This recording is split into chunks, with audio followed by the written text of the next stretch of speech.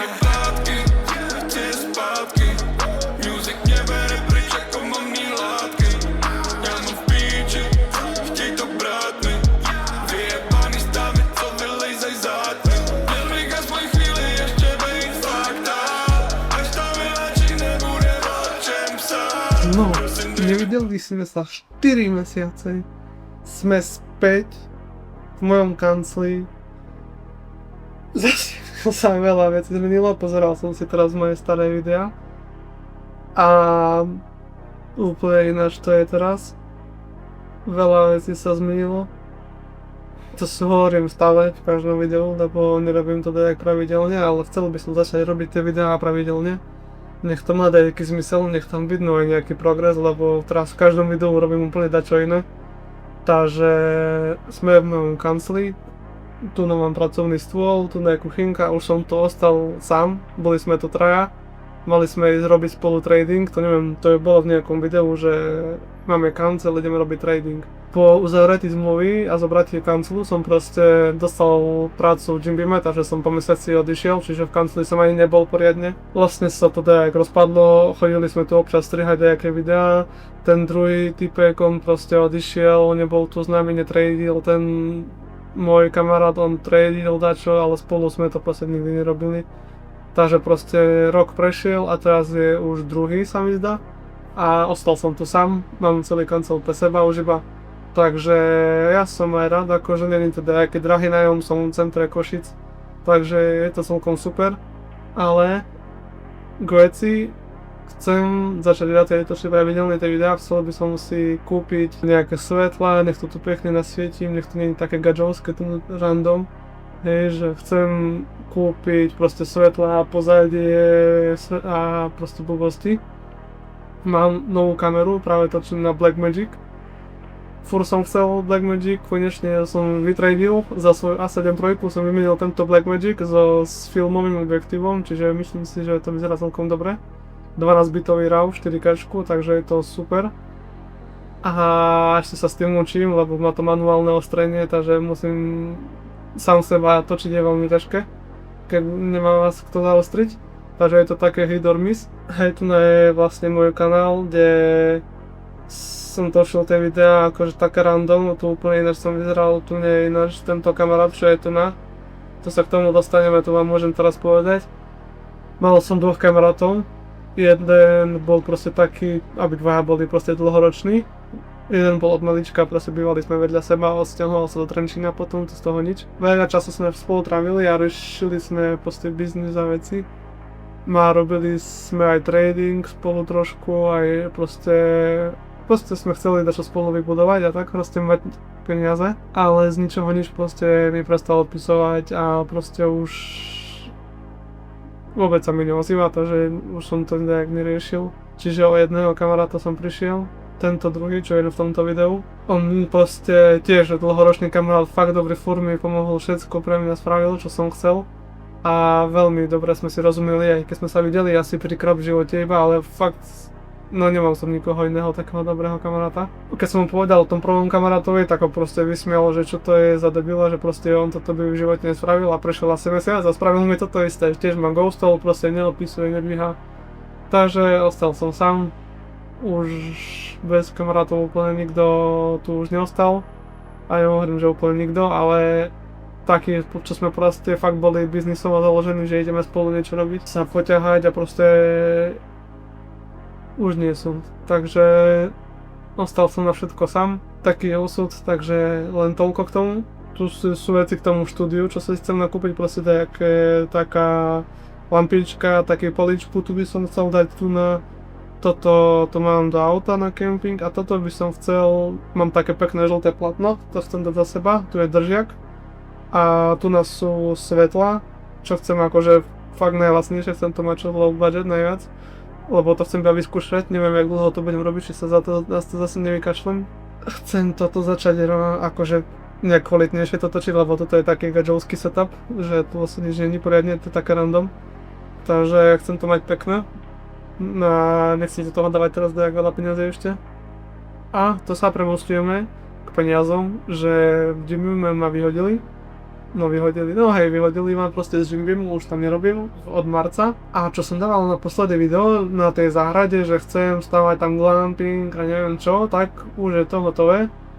A už to beží, už mám z nuly som vybudoval tam asi 1700 followerových Instagram, vybukoval som skoro si celé leto, čiže fakt dobre. Nejakí UGC tvorcovia tam boli a proste robím reklamu a proste akože celkom to ide. A fakt dobre, som to za 2 mesiace asi postavili, keby ste chceli vedieť. Akože, jak sme to robili a všetko, tak vám tu niekde dám Instagram, jak to vyzerá, čo sa tam všetko dialo a tak. Že fakt je to dobrý projekt. Trošku občas som lutoval, že či to bolo dobrá investícia alebo nie. Stalo ma to asi okolo 5000 eur celé postaviť bez pozemku. Pozemok som mal, keby som nemal ten pozemok, tak to ani nerobím. A akože bola to sranda stavať, fakt odkedy ma vyhodili z Jimbimu, som tam strávil skoro každý deň, 2 mesiace som to v kuse tam stával, riešil, zariaďoval, vybavoval veci a proste veľa ľudí mi to chválí. V Košiciach som jediný, možno na východe Slovenska celkovo som jediný zatiaľ, čiže nemám konkurenciu. A je to akože dobrý biznis, ale veľa času mi to žere, musím to vyskúšať nejak automatizovať, lebo musím tam nosiť hostí, furt ísť pre nich, potom ich odniesť, potom tam ísť pratať zase, čiže 6-krát tam musím ísť postať kvôli jedným hosťom. Takže je to také časovo dosť to proste konzumuje mi čas. Ale vrátilo sa mi zatiaľ nejakých 1500 eur z investície z 5000, takže podľa mňa keď to vypušujem poriadne, tak sa mi to do konca roka možno vráti a potom bude nejaký profit. Kamarát mi veľmi dobrý postavil takýto dashboard, takže no, nemám rezervačný systém, všetko, tu je celé info o tom glampingu, čo som to postavil a čo vlastne, čo všetko je, a dá sa tu normálne rezervovať a je tu okolí, je tu všetko možné. Takže tak, a urobil mi aj back office, tu nám môžete vidieť na tento mesiac tržby, koľko som zarobil a proste ľudí a kalendár, ako mám zabukovaný a takto, že proste fakt super, to je brutálne to zrobil. Mal som to aj na Bookingu, aj na Airbnb, ale oni proste berú asi 20%. No vlastne oni si berú nejakých 15%. Keď robíte, co poviem, proste keď robíte, máte ubytovanie na Bookingu alebo na Airbnb, tak musíte proste daniť štátu 20%, lebo sú to zahraničné stránky. Takže celkovo mi žrali nejakých 30-40% zo zisku, takže to sa mi absolútne neoplatilo. Takže preto som si robil vlastnú stránku a som to vybukoval proste cez vlastnú stránku so 100% profitom. Chcel to mať celoročne, je tam pes na drevo, takže chcel by som to vybukovať celoročne. Na zimu by som to dal možno na zľavomac, tam by sa to oplatilo možno, no uvidíme, vyskúšame. No, takže v momentálnej situácii som tak, že kamaráti 0. Mám momentálne príjem jediný, mám ten glamping, občas sú nejakí jednorazoví klienti, nejaký podcast strihám alebo proste niečo. Som teraz tak, že neviem čo ďalej. Akože už viem, ale doteraz posledné týždne som bol fakt stretený. Nevedel som, že čo ďalej. Tak som sa rozhodol proste, a už nechcem akože videá robiť, som skúšal nejaké pre firmy robiť, ale proste som sa ja na to vykašľal, lebo fakt už ma to nebaví, s tými videá ma bavia stále točiť, ale strihať to v kuse s tými klientmi, riešiť 300 miliónov feedbackov a neviem čo. Už som mal toho dosť, chcel by som sa trošku iným smerom pohnúť. Spoznal som kamaráta Raja z Indie, on robí softwarové inžinierstvo a chceli by sme spolu robiť custom softwary pre firmy. Ja budem robiť sales, cold call, ja chcel by som sa do toho pustiť a naučiť sa dobre sales.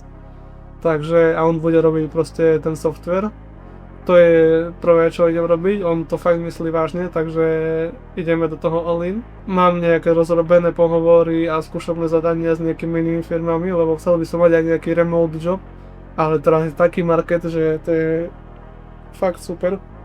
Hľadať si teraz prácu, som poslal asi 300 životopisov, z toho mám nejaké 2 možno rozrobené také, že pohovory a toto, že akože masaker. Pritom nemám zlé portfólio, však mám skúsenosti 7-ročné a neviem čo proste, a je to tak, no asi osud nechce, aby som robil toto, takže uvidíme, no hľadám sa pomaly, že čo ďalej. A rozhodol som sa, že chcem točiť ďalej videá akože ďalej pokračovať nejak pravidelne, reelska, hlavne tu na YouTube by som chcel dokumentovať svoju cestu a čo sa vlastne deje. Napríklad zajtra by sme mohli si ukázať, že čo konkrétne robíme, jak to prebieha, čo jak funguje a proste fakt to dobre robiť. A čo hovorím? Hej, chcel by som to zdokumentovať proste celé a ukázať vám, alebo nechať si to pre seba, ako keby nejakú dokumentáciu cesty, kam sa posúvam.